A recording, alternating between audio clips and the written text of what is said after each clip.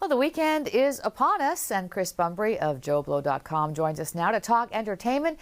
So, Chris, let's start off with a movie streaming on Disney Plus called Mike and Nick and Alice with Vince Vaughn. Let's take a peek. Cover their nose and their mouth. Oh, that's chloroform. That's chloroform? You could have just said the wet rag thing. It made it easier. Fine, great. Do what you call the wet rag thing.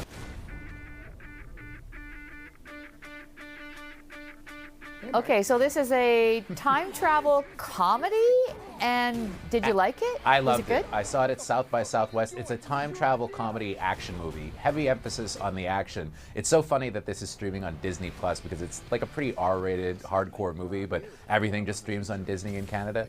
But, you know, I can't believe that this movie didn't go to theaters. I saw it at a theater in South by at a special screening, and the audience went crazy for this. It's just a good, fun buddy movie with Vince Vaughn and James Marsden. I had a blast with this. It's streaming now, and it's cool to see Vince Vaughn in an action movie again, because I have to say, I interviewed him once years ago.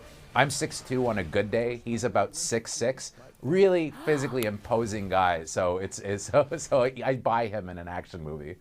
Wow, and there's two of them in this one. That's a lot of Vince Vaughn. He's a giant. He's literally a giant. Yeah, 6'6" he is. You also want to tell us about a comedian coming to town. John Mulaney's in town this weekend. One of the great comedians. Yes, he's in town with his brand new show. So he's been through a lot in the last couple of years. You know, he had a trip to rehab, a divorce, but then he got married and then he had a child. And, you know, to me, he's one of the greats. He's won 4 Emmys. He won a Peabody Award. You know, the thing is, when you go see one of his shows, you're not just getting stand-up comedy. You're getting a lot of kind of thoughtful material. And it's at Théâtre Saint-Denis. I just checked online, and they actually released a couple of extra tickets. It was pretty much sold out earlier on, but you can still get a few tickets. So if you want to see this, jump at it. He's always really worth watching. Yeah, he is. He's fantastic.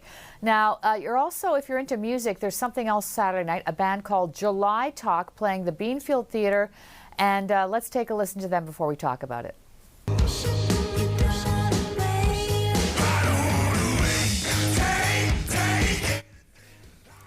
Okay, so I was reading up on this band. Someone described this duo as a woman with the voice of an angel and a man with the voice of a devil. And I have to say that really fits. Well, not only that, but you know, what's funny about it is that the guy in the band, he actually just had a really big role as a vampire in Sinners, a singing vampire. So, you know, it feels like they're kind of taking off, but boy, did he ever suit the role.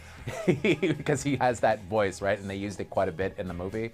You know, I really think they're kind of a cool band. They won 3 Junos in a row for their first 3 albums. So they're at the Beanfield Theatre this weekend, and you know, I feel like they're on to bigger and better venues. You know, so this might be the last chance to see them in a nice intimate venue, and for a ticket that's not completely outrageous. I can see why the casting works too, because those eyes, he's got that vampire stare. Now, if you're looking for something interesting for your home, there's something happening at Ruby Foods on Sunday? Yes, if you're into nostalgia and kind of stuff, yes, absolutely. All kinds of 80s and 90s toys, vinyls, games, video games. They bring out the old video game systems. If you're like me and you like collecting that kind of stuff, all the stuff that my parents threw out when I was a kid, I feel like I'm rebuilding my collection whenever I go to one of these. But yeah, it's always packed. It's something only like $3 to get in, I think, for adults, but free for kids. And it's happening all day on Sunday at Ruby Foods. Okay, and finally, in the last 30 seconds, Dark Side of Oz at St. George's Church downtown. Tell us about that. Yeah, so Wizard of Oz, one of the urban legends is always that it syncs up perfectly to Pink Floyd's Dark Side of the Moon. And what they have is a DJ who actually syncs it up perfectly to Dark Side of the Moon. I've actually seen this done before at the St. George Church for the same film society, and it plays extremely well. It is well worth checking out, especially if you're a Wizard of Oz or Pink Floyd fan. Sounds trippy. All right. Oh, well, it really is. Thanks so much, Chris. Have a great weekend, and we'll see you again soon. Oh, my pleasure. Thank you for having me, Caroline.